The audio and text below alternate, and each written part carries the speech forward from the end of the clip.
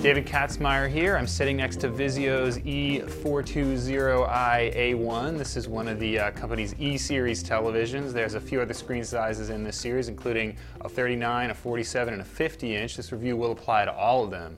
The E-series comprises Vizio's mid to entry-level TVs for 2013. This set right here does have smart TV along with built-in Wi-Fi. One of the things you'll notice right off the bat, though, is its pretty sleek styling. Along the edge of the screen, there's a nice thin frame here that makes it look similar to a lot of the other Samsung and LG TVs out there. Turn it to the side, though, you can see it's a direct LED TV, meaning that it's a lot thicker than the edge-lit LED TVs we've seen before. Just think of this TV as a standard LCD. Don't worry about the LED backlight because it really doesn't bring much to the table in terms of picture quality. Vizio's Smart TV suite brings an excellent selection of content, including Amazon, Netflix, Vudu, and a host of other lesser services. There's also quite a few audio services, including Pandora and Rhapsody, as well as Skype if you buy the optional camera. Vizio also throws in built-in Wi-Fi. Of course, you can also connect an Ethernet cable, and usually you do get better performance if you do decide to run the cable. Unlike a lot of the other Vizio Smart TVs, however, this one does not include a flip-side QWERTY keyboard on the remote control.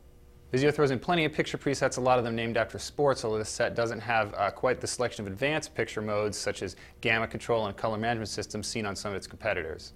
In the settings menu, you will find something called Smart Dimming, which controls this TV's local dimming functionality. Now, don't get too excited, as I was when I first heard this TV has local dimming. When I tested in the lab, that dimming didn't work all that well. In fact, made the picture too dark. It crushed a lot of the shadow details, so I ended up turning it off.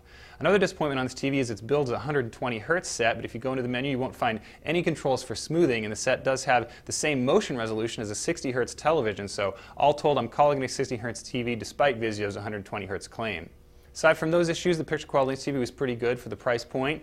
Black levels are relatively deep. Color accuracy wasn't quite as good as some Vizios we've seen, but again, pretty decent. I also appreciated the picture uniformity on this set. There aren't too many glaring bright spots, and there's also pretty good performance for bright rooms thanks to that matte screen.